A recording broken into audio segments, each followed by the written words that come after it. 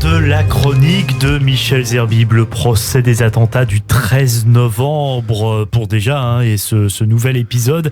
Et effectivement, Michel, vous suivez ce procès pour nous. Bonjour Michel. Bonjour Christophe. Et au 100e jour d'audience du procès déjà des attentats du 13 novembre, un enquêteur de la section antiterroriste de la brigade criminelle a décrit comment se sont mis en place les commandos qui ont donc ensanglanté la capitale et Saint-Denis le soir du 13 novembre. Nous sommes entrés, Michel, dans un chapitre crucial avec l'examen des ultimes préparatifs des terroristes. Exactement, Christophe. Et dès aujourd'hui, ce mardi 29 mars, les accusés seront interrogés sur leur rôle précis la semaine du 7 au 13 novembre 2015. Mais hier, c'est un enquêteur qui a éclairé la cour sur les jours et les heures qui ont précédé les attaques et notamment sur un mystérieux voyage à Roissy. Le témoin du jour, c'est un enquêteur de la SDAT, la section antiterroriste de la brigade criminelle, et il va livrer des informations inédites. Et oui, le témoin se présente à la barre, il sort ses dossiers, un ordinateur de sa sacoche. Le policier avait déjà été entendu et dont l'identité d'ailleurs ne sera pas révélée. Il entame son exposé à partir d'une carte du nord du territoire français et de la Belgique où apparaît le trajet des terroristes de Molenbeek à Bobigny et Alfortville, 3 heures de route. L'enquêteur qui va projeter une photo de la Clio de Brahim Abdeslam flashée sur la route de Bobigny. Il précise que certains enquêteurs se sont posé la question de la présence éventuelle d'une troisième personne à l'arrière du véhicule du fait de la présence de la tache orange. La Clio, une autre voiture, va entrer en France avec à son bord Brahim Abdeslam, membre des commandos des terrasses, et Mohamed Abrini.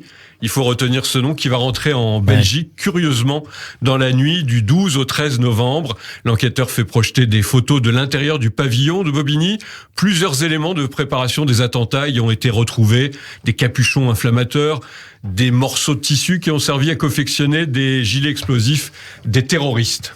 Michel, l'itinéraire de la Clio, le 13 novembre, est abordé avec la visite de Roissy. Et oui, Christophe, dans l'après-midi du 13 novembre, il pourrait s'agir d'un repérage. Le véhicule est passé par le boulevard Voltaire, dans le 11e, boulevard Bonne Nouvelle, près de la place de la République, avant de repartir vers la porte de Champéret pour emprunter l'autoroute et se rendre à Roissy.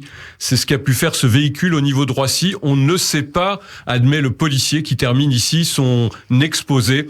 L'enquêteur qui révèle également que le sang de Brahim Abdeslam a été retrouvé dans le pavillon de Bobigny. Il a beaucoup saigné, donc on l'a retrouvé à divers endroits. On ignore la manière dont le terroriste s'est blessé, mais la planque a vraisemblablement servi de lieu de préparation des gilets d'explosifs, ce qui pourrait expliquer la présence du sang.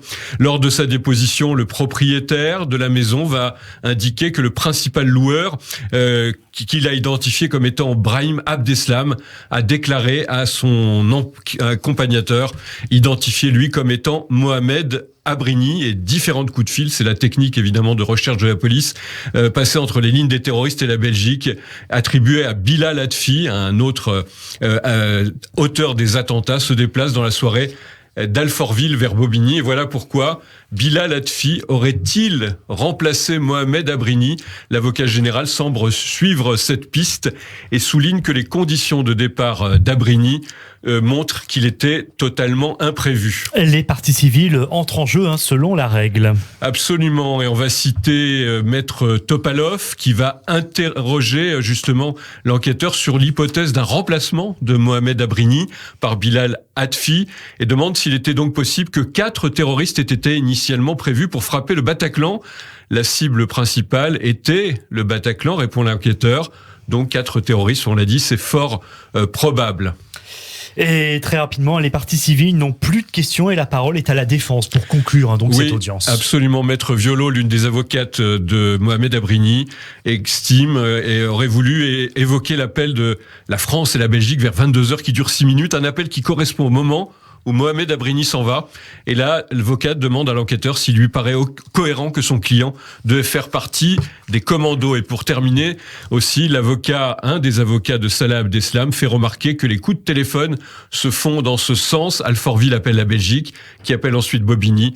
C'est un fonctionnement extrêmement cloisonné pour le policier qui termine en disant « C'est un fonctionnement que je qualifierais, avec tout le respect que j'ai pour l'armée, de militaires. » Merci beaucoup Michel, et on vous retrouvera bien sûr avec plaisir demain matin pour une nouvelle chronique, puisque vous le suivez, on le rappelle, tous les matins, tous les jours, ce procès des attentats du 13 novembre.